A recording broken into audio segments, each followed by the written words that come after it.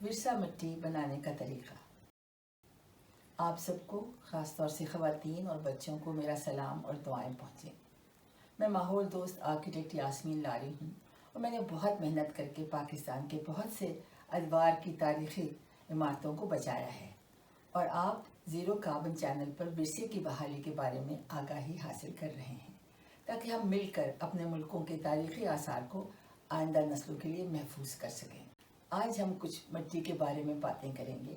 आपको इल्म होगा कि मेरे सारे ज़ीरो कार्बन कामों का इन्हिसार मिट्टी पर होता है और लगता है कि ज़िंदगी के ज़्यादा काम मिट्टी ही से जुड़े हुए हैं। मिट्टी की खुसूसियात मैंने कई वीडियो में आपसे डिस्कस की हैं और उसके बारे में आपको बताया है। और मिट्टी हमारे रहन सहन के लिए कितनी मुनासिब है, क्योंकि मिट्टी की तकरीबन हर जगह बहुतात है और इसमें इतनी खूबियाँ हैं कि पुराने वक्तों में भी मिट्टी की ईंटों को फ़रोग़ दिया जाता था, माँ सवाए उन इलाक़ों के जहाँ पत्थर या लकड़ी ज़्यादा बहुतात में आसानी से पाई जाती थी। और जब भी हमें इमारतें बनानी हों, आप ये देखते हैं कि मिट्टी से कितनी खूबसूरत चीज़ें बन भी सकती हैं। एक तरफ तो मिट्टी ईंट के इस्तेमाल से बेहतरीन घर बन सकते हैं और इससे कई तरह के रोज़मर्रा के इस्तेमाल के बर्तन और सजाने की चीज़ें भी बनाई जा सकती हैं। क्योंकि पुराने ज़माने में चूने से मिट्टी ईंट को बचाने का जो इल्म है वो आम फहम ना था, इसलिए मिट्टी ईंट को पानी में घुलने जाने की वजह से बचाने के लिए उसको आग की भट्टी में पकाने का तरीका ईजाद किया गया। इसलिए सदियों से तारीख़ी इमारतों में पक्की ईंट का इस्तेमाल शुरू कर दिया गया। लेकिन जहाँ भी फसीलों में मोटी दीवारों में बहुत ज़्यादा ईंटें चाहिए होती थी, वहाँ मिट्टी ईंट ही पाई जाती है, लेकिन इमारतों में पक्की ईंट का इस्तेमाल फ़रोग़ पड़ गया। आलमी विरसा मकली के कब्रिस्तान में जो मकबरे हैं उनमें बहुत से भट्टियों में पक्की ईंटों से बने हुए हैं और चूँकि ये इमारतें कई सदियों पर मुहित हैं, इनकी पक्की ईंटों के मयार में भी फ़र्क पाया जाता है, जो ज़्यादातर इस बात पर मुनहसर था कि भट्टी में हरारत का टेम्परेचर काफ़ी था या नहीं, कम था या ज़्यादा था। लेकिन किसी ईंट को बनाने के लिए ज़रूरी है कि उसमें जो मिट्टी इस्तेमाल की जा रही हो वो सही हो और उसको कितना साफ़ किया गया है। क्योंकि मेरी नज़र में ये ज़रूरी है कि जो भी मिट्टी हो उसका बेहतरीन तरीके से सफाई करके उसको इस्तेमाल करना चाहिए। इसलिए हमने इस वीडियो की तैयारी की है जिसमें वो तरीक़ा दिखाया जा रहा है जिससे आपकी मिट्टी बेहतरीन लकड़ी विरसा ईंट बनाने के लिए मुनासिब होगी। इसके अलावा इस तरह मिट्टी की तैयारी से काशी और टेराकोटा की टाइलें भी बनाई जा सकती हैं, जो कि बहुत ज़्यादा पायदार होती हैं। आइए अब हम विरसा मिट्टी बनाने का तरीका देखें। तारीख़ी विरसे की बहाली के लिए हमें ख़ास तरह की मिट्टी चाहिए और हम इसको सिर्फ़ उसी सूरत में इस्तेमाल करते हैं जब लेबॉरेटरी में इस मिट्टी का टेस्ट करा लिया जाए। ये ख्याल रहे कि बहुत साफ़ सुथरी मिट्टी दरिया के पास से लेनी चाहिए। हमने ये मिट्टी ठट्ठा के करीब दरिया के किनारे से मंगवाई है और इसका टेस्ट भी करवा लिया है, जिससे ये पता चला है कि इस मिट्टी में कोई नमक का एहतमाल नहीं है। इसके अलावा इसमें चिकनी मिट्टी की शरह तकरीबन 40% है। जब ये पता चल गया कि मिट्टी विरसे के काम के लिए मुनासिब है, तो उसकी अच्छी तरह से तैयारी करनी होगी और बहुत मेहनत से इसको तैयार करना होगा। जो चीज़ें और सामान चाहिए: 3 अदद प्लास्टिक के ड्रम, 5 mm की छन्नी और 2 mm की छन्नी भी चाहिए, 1 बांस का टुकड़ा, 1 मलमल का टुकड़ा, करंडी, पानी की बाल्टी और मग। विरसे के काम के लिए ख़ास मिट्टी बनाने का तरीका। विरसे के काम के लिए और नकली विरसा ईंट बनाने के लिए जिस तरह से मिट्टी तैयार करनी चाहिए, उसका पूरा तरीका हम आपको दिखा रहे हैं। याद रहे कि जितना ज़्यादा और अच्छी तरह से मिट्टी को छाना जाएगा, उतनी ही बेहतरीन नकली विरसा ईंट तैयार होगी, जो विरसे की बहाली के काम के लिए हमें चाहिए। सबसे पहले सारी मिट्टी को फैला लेना चाहिए ताकि मिट्टी के डलियों को कूटने में आसानी हो।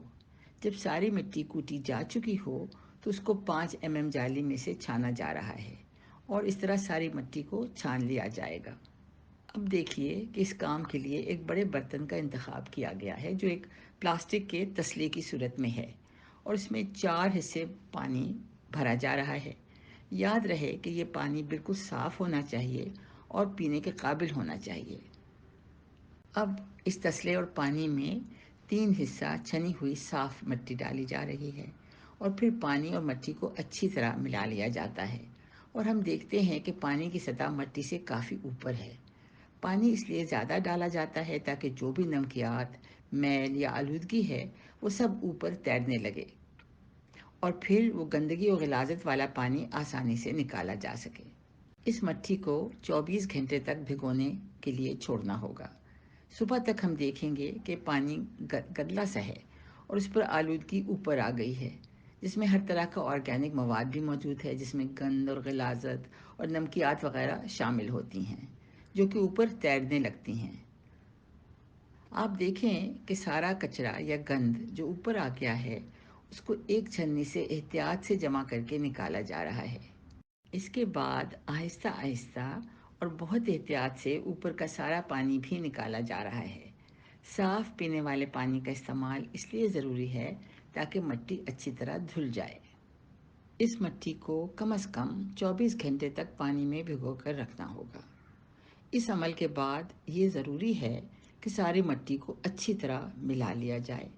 آپ دیکھیے کہ اگر کوئی ڈلے بن گئے ہیں تو ان کو ہاتھوں سے مسل کر توڑا جا رہا ہے، اور اگر کسی طرح کے بڑے ٹکڑے ہیں تو ان کو بھی نکال دیا گیا ہے، تاکہ مٹی بالکل ربڑی کی طرح ہو جائے اور ساری مٹی بالکل نرم، چکنی اور سلیس بن جائے۔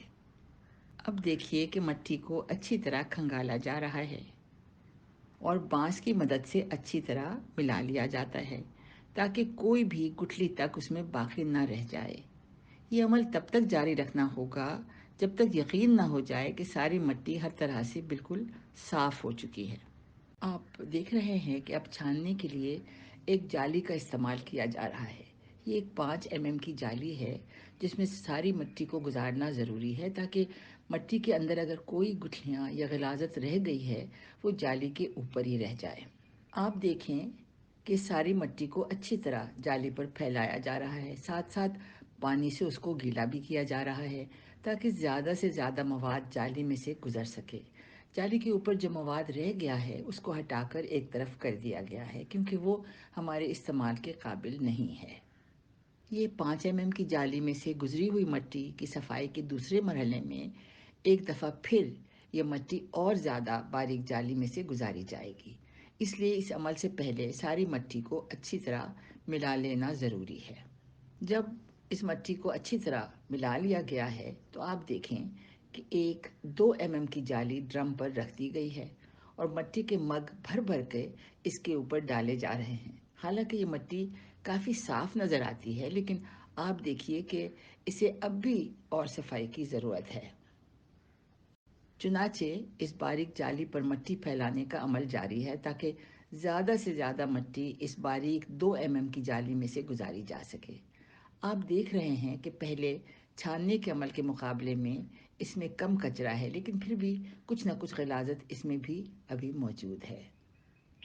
جب ساری مٹی کو اس جالی میں سے گزار لیا گیا ہے تو ایک دفعہ پھر جو بھی مواد اس پتلی جالی کے اوپر رہ گیا ہے اس کو ہٹا کر پھینک دینا ہوگا کیونکہ وہ ہمارے کام کے قابل نہیں ہے۔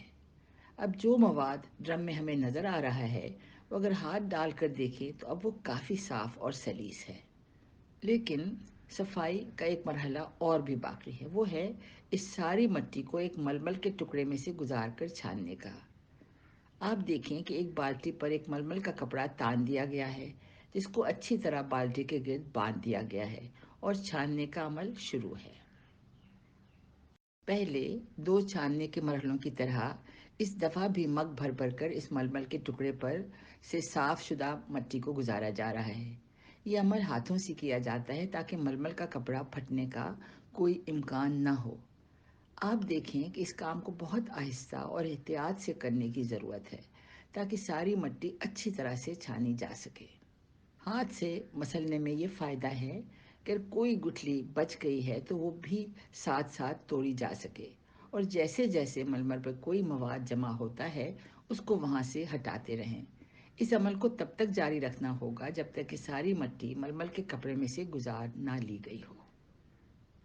آپ دیکھیں کہ یہ بہت محنت کا کام ہے اور اس کے لیے بہت زیادہ تگ و دو کرنے کی ضرورت ہے، اور اس تردد کے بعد جب اس میں ہاتھ ڈالا جاتا ہے تو پتہ چلتا ہے کہ یہ مٹی کس قدر صاف ستھری اور سلیس بن گئی ہے۔ اب جب کہ مٹی بالکل صاف ہو گئی ہے، اس میں سے ہمیں پانی کو خشک کرنا ہوگا تاکہ اس کو کام میں لایا جا سکے۔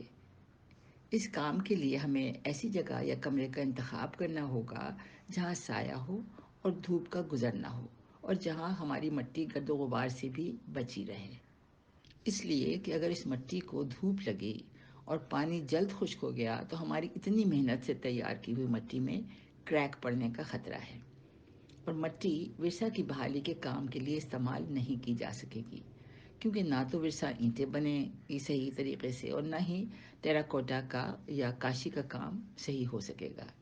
اس لیے اس مٹی کو صحیح طور پر اور قدرتی طریقے سے سکھانے کے عمل کی اتنی ہی اہمیت ہے جتنی کہ اس کو صحیح طریقے سے صاف کرنے کی مختلف منزلوں کی ہے۔ آپ دیکھیے کہ مٹی کو سکھانے کے لیے ایک کمرے کا انتخاب کیا گیا ہے جہاں سورج کی شعاعیں یا دھوپ کا آنے کا کوئی امکان نہیں، اور جہاں فرش پر بوریاں بچھا دی گئی ہیں۔ اب ان پر بالکل صاف کی ہوئی مٹی پانی کے ساتھ لا کر ڈالی جا رہی ہے اور اس کو برابر پھیلایا جا رہا ہے تاکہ پانی اس میں سے آہستہ آہستہ نکل جائے اور مٹی قدرتی انداز سے سوکھ جائے۔ جیسے ہی مٹی کی مقدار کم ہوتی ہے اور ابھی اس میں کافی نمی باقی ہو، تو جیسا کہ آپ دیکھ رہے ہیں، اس نم مٹی کے گولے بنا کر ایک صاف جگہ پر ایک طرف رکھنا شروع کیا جا رہا ہے، اور اس کو تھوڑا بہت گوندھا بھی جا رہا ہے تاکہ یہ آپس میں گھل مل جائے۔ یہ بھی کافی محنت کا کام ہے، لیکن اس طرح کرنے سے مٹی اور زیادہ مکس ہو جائے گی۔ اب یہ ضروری ہے کہ اتنی محنت سے تیار شدہ مٹی سنبھال کر رکھی جائے۔ آپ دیکھیں کہ اس مٹی میں نمی کافی ہے، اور تھوڑے تھوڑے کر کے اس کے گولے بنا کر اس کو ایک پولی تھین کی چادر پر اکٹھا کیا جا رہا ہے، اور پھر اس ساری مٹی کا ایک بہت بڑا سا گولا بنا دیا گیا ہے تاکہ اسے پولی تھین کی چادر میں اچھی طرح لپیٹا جا سکے۔